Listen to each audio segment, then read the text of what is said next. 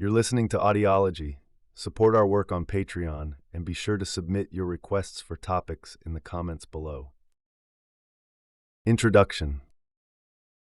The Dust Bowl refers to a period during the 1930s where intense dust storms wreaked havoc on the environment and farms across the American and Canadian plains.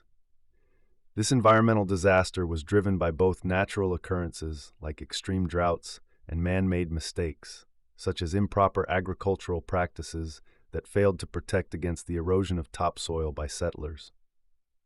The area faced repeated drought conditions, with significant dry spells striking in 1934-1936 and from 1939 to 1940, causing some areas to suffer droughts for up to 8 years. The hardships of the Dust Bowl have been captured and reflected in several cultural pieces, including the literature of John Steinbeck's The Grapes of Wrath, the songs of folk musician Woody Guthrie, and the powerful imagery of Dorothea Lange, like her famous Migrant Mother, photograph taken in 1936, which shows the impact on those who were displaced. Geographic characteristics and early history. The Dust Bowl was a region primarily to the west of the 100th meridian on the vast high plains in the United States, where the terrain varies from slightly undulating in the north to quite flat in the Texan Llano Estacado. The land elevation in this area increases from about 2,500 feet in its eastern parts to around 6,000 feet near the Rockies. This semi-arid zone doesn't get much rain, typically less than 20 inches a year, which sustains the naturally occurring shortgrass prairies. The climate is known for prolonged dry spells and equally long periods of heavy rainfall. Agricultural yields can be impressive in wet times, but droughts can cause crop failures. The region is also affected by strong winds. Originally, early European and American explorers didn't think the area was suitable for the kind of farming they were used to, dubbing it the Great American Desert due to its lack of surface water and trees. The U.S. government motivated settlers to farm the plains through the Homestead Act of 1862, which granted them plots of land that were typically 160 acres. Following the Civil War's end in 1865 and the completion of the Transcontinental Railroad in 1869, large numbers of new settlers came to the Great Plains and expanded the farmland significantly. A period of heavy rainfall led people to mistakenly believe that the climate was changing for the wetter permanently, attributed to the concept that rain follows the plow. Early farming largely involved cattle until harsh winters, a brief drought in 1890, and overgrazing pushed landowners to convert more land to crops. Acknowledging that it was tough to farm on arid land, the U.S. government eventually provided larger land allotments to homesteaders under acts like the Kincaid Act of 1904 and the Enlarged Homestead Act of 1909. The 20th century brought new European settlers to the plains, and wet weather seemed to confirm that large-scale agriculture was viable there. Technological advancements made it easier to run larger farms and contributed to land originally covered by grassland being converted to crops. However, farmers misjudged the ecology of the plains and extensively plowed up the natural grass, which was essential for retaining soil and moisture during dry, windy periods. Mechanized farming equipment like gasoline tractors and combine harvesters made it feasible to clear vast grassland areas for crop cultivation. The severe drought of the 1930s caused this disturbed soil to turn into dust that was then blown into massive storms, sometimes making it as far as the East Coast, obscuring the sun, and reducing visibility to mere feet on the plains themselves. A significant dust storm in April 1935, witnessed by AP reporter Robert E. Geiger in Oklahoma, led to the term Dust Bowl, first coined in Geiger's report by an editor named Edward Stanley. The term now refers not only to the place, but also to the ecological crisis, with affected farmland spanning over 100 million acres across states like Texas, Oklahoma, New Mexico, Colorado, and Kansas. Thousands of families, many known as Okies from Oklahoma, were driven into poverty and lost their farms, with financial losses during the peak of the crisis equivalent to millions of dollars per day. Aggravating these conditions were the effects of World War I and the Russian Revolution, which cut down the global supply of wheat and other commodities, leading to a spike in agricultural prices. This price jump encouraged farmers to significantly expand their tillable land. For example, farmland in the Llano Estacado area saw a huge increase from 1900 to 1930. The agricultural practices of the time, including deep plowing and other forms of soil preparation, made the land vulnerable to erosion when faced with specific environmental conditions. Soil conservation wasn't prioritized, and practices like leaving fields barren and burning stubble contributed to the weakening of the soil structure and further erosion. Drought and dust storms. In the 1920s, the Great Plains experienced a period of beneficial weather with ample rainfall and mild winters that encouraged people to settle and farm the area. However, a protracted drought hit the region in the summer of 1930, marking the beginning of a dry spell that lasted through the decade. This period included some of the driest years on record, leading to widespread crop failure and destructive dust storms. During this time, known as the Dust Bowl, the absence of regular rain dried out the soil, which, combined with poor agricultural practices, led to erosion and the loss of fertile topsoil. Without the protection of native grasses, the strong winds characteristic of the plains picked up the loose topsoil, creating enormous dust storms that carried soil across the country. One noteworthy dust storm on November 11, 1933, stripped South Dakota's farmland of its topsoil. The following year saw another significant storm on May 9, 1934, which took vast amounts of soil from the plains and dumped it as far as Chicago and eventually to the East Coast, affecting major cities and leaving landmarks like the Statue of Liberty obscured by dust. The most severe of these events occurred on April 14, 1935, also known as Black Sunday, when a series of intense dust storms hit, reducing visibility dramatically and causing significant damage across the plains. Robert E. Geiger, a reporter in Oklahoma, first used the term Dust Bowl in his coverage of the event. The town of Spearman in Hansford County endured a week-long barrage of dust and wind that created conditions similar to a persistent fog, leading to respiratory problems among the population. After the Dust Bowl, farmland was devastated, and methods like the hay method were introduced to reestablish native grasses and recover the pasture land, a natural process that was predicted to take decades. The droughts during this time have since been linked to ocean temperature anomalies, with changes in the Atlantic Ocean indirectly affecting the atmosphere and those in the Pacific having a more direct impact on the weather patterns that contributed to the Dust Bowl conditions. Human displacement. The disaster worsened the economic crisis of the Great Depression in that area. In 1935, after enduring 4 years of drought, numerous families were compelled to forsake their farms in a quest for employment in other regions. The desertion of properties and the devastating erosion of fertile soil led to widespread starvation and impoverishment. Dust Bowl conditions spurred a mass migration of people from places like the Texas and Oklahoma panhandles, as well as the broader Great Plains, to neighboring areas. This resulted in over 500,000 Americans becoming homeless. After a particularly bad storm, more than 350 homes had to be demolished. The harsh drought and dust storms displaced many, with some losing their homes to bank foreclosures or feeling they had no other option but to leave their farms behind to find jobs elsewhere. Numerous Americans traveled westward in search of employment opportunities. Families filled their cars with their belongings and set out westward. The dire situation in the plains, particularly in Kansas and Oklahoma, led to illness and deaths from dust pneumonia or malnutrition. From 1930 to 1940, approximately 3.5 million people migrated from the Plains states, with more than 86,000 moving to California in a single year, surpassing the influx during the 1849 gold rush. People left farms across several states, including Oklahoma, Arkansas, Missouri, Iowa, Nebraska, Kansas, Texas, Colorado, and New Mexico, and regardless of their origin, they were often referred to by regional monikers such as Okies, Arkies, and Texies, particularly if they were among those most severely affected by the Great Depression.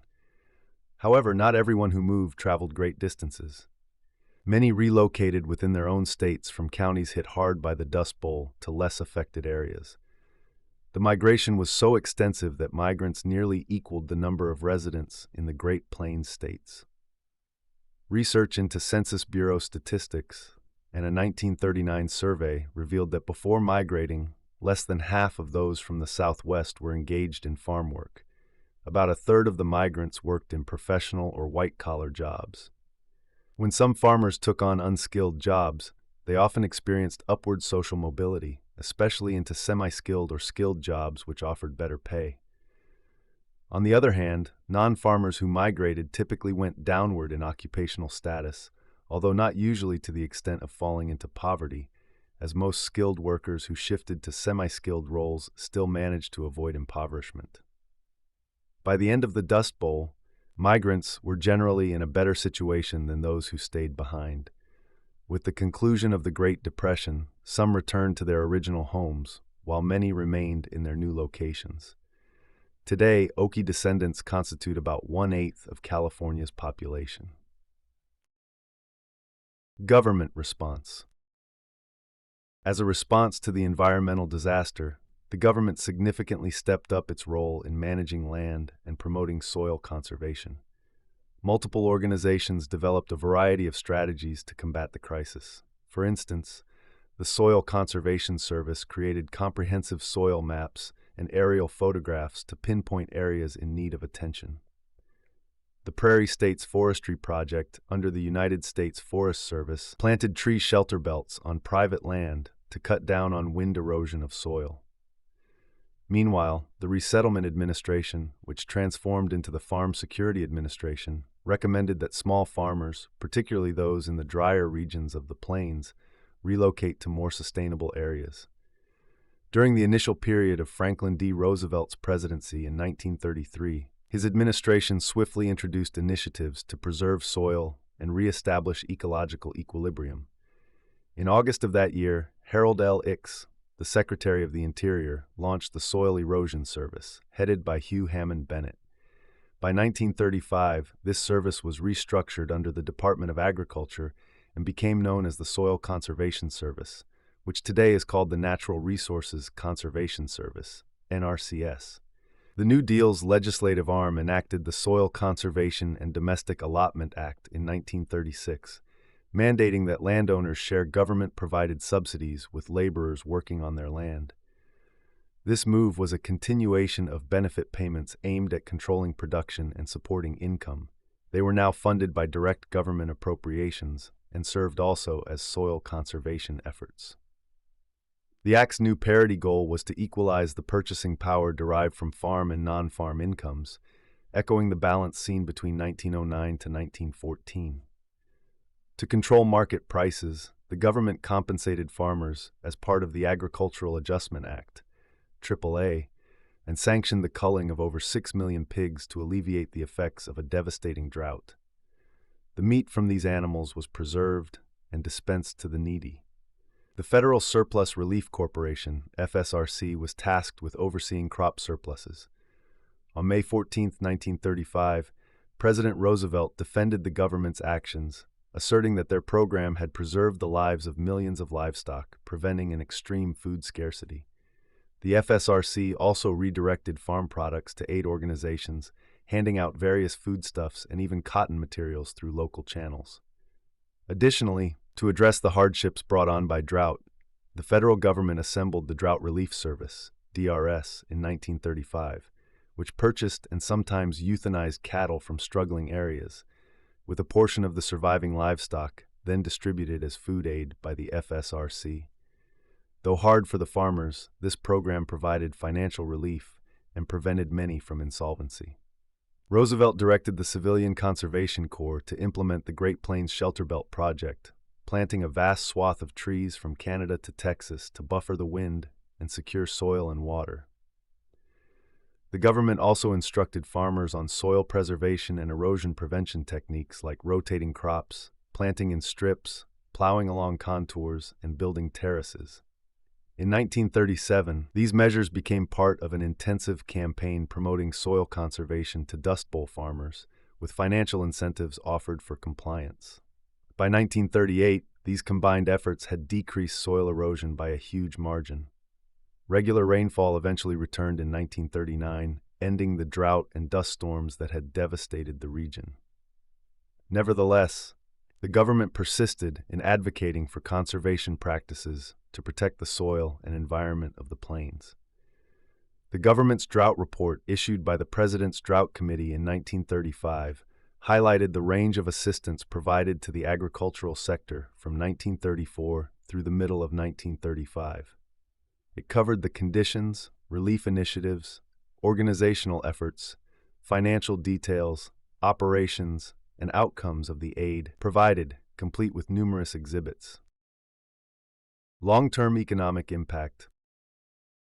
During the 1930s, in various areas, a significant amount of the top layer of soil, over 3/4 in some cases, was blown away. The extent of such soil erosion varied, and its impact was both immediate and prolonged in economic terms. By 1940, regions that suffered the most soil damage saw a notable drop in the value of agricultural land, 28% in the hardest hit areas and 17% in those with moderate erosion, compared to places with less damage. The erosion from this period, known as the Dust Bowl, had lasting effects on land values, with only a quarter of the initial agricultural value being restored in the most affected areas over time. Populations in these regions dwindled significantly, not only during the 1930s, but also into the following 2 decades.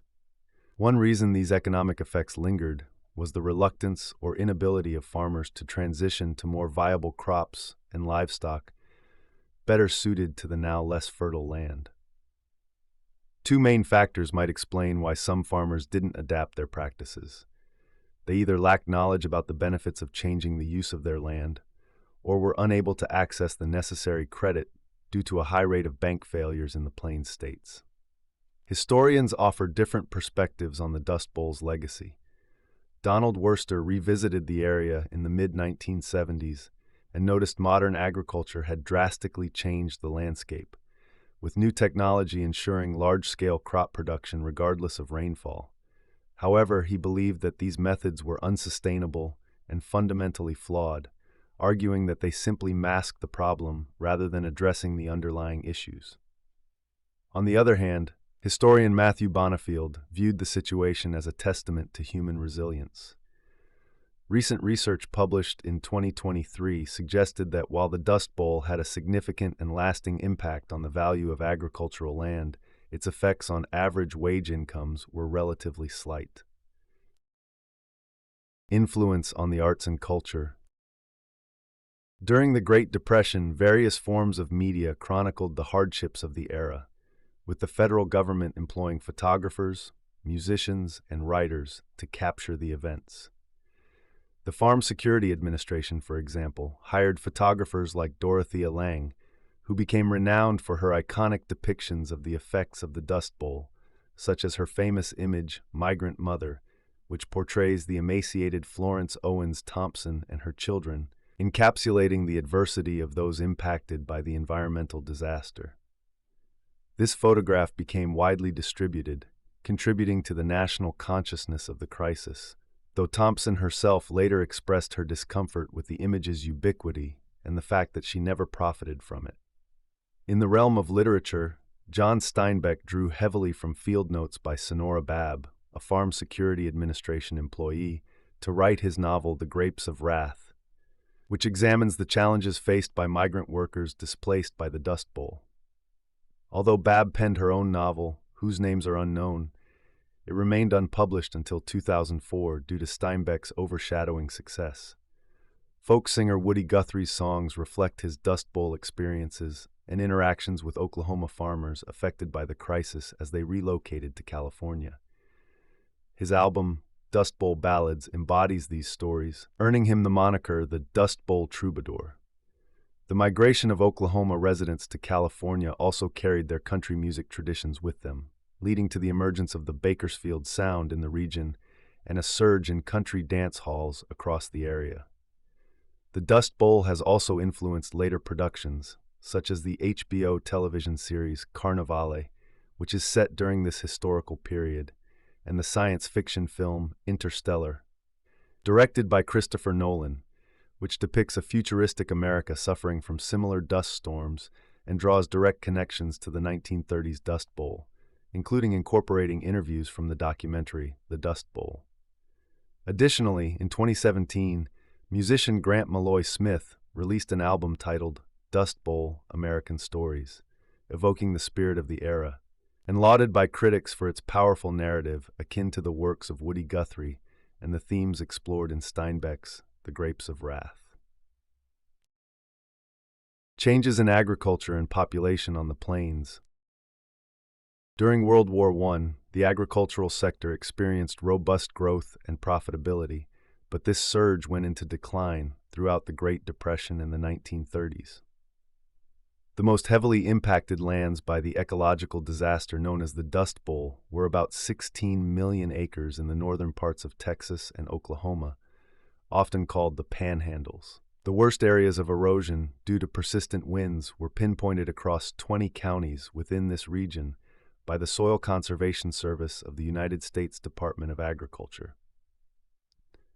These counties were also the primary origins for many of the people who migrated from the Great Plains during this period. Although there was a significant migration within and from the southern Great Plains during the 1930s, the increase in the number of people leaving was only modest compared to the 1920s. The hardships of the Dust Bowl and the Great Depression didn't cause a dramatic surge in migration out of the southern states. Instead, they perpetuated a trend of continuous movement among these communities, in contrast to other regions where the economic downturn actually reduced migration due to financial constraints. The population decrease observed in the Great Plains during the Dust Bowl and the Great Depression was not primarily a result of an extraordinary outflow of migrants, but rather due to a drop in the number of people moving into the area from elsewhere.